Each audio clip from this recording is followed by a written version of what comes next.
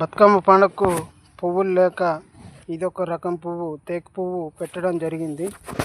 అందుకనే వీడికి జంగల్కి వచ్చి తీసుకుపోవడం జరుగుతుంది. ఇదొక రకము పువ్వు. దీన్ని కూడా బతుకమ్మలో ఉపయోగించడం జరుగుతుంది. ఇది జంగలి, ఇది తేకు పువ్వు. ఇది కూడా ఒక రకం పువ్వు. దీన్ని కూడా బతుకమ్మలో పేరవడానికి ఉపయోగించడం జరుగుతుంది. ఇది జంగలి. దీని గురించి తేకు చెట్లు ఎక్కి పువ్వు ఇరవడం జరుగుతుంది.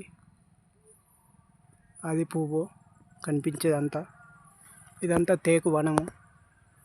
మీద కనిపించేదంతా పువ్వు.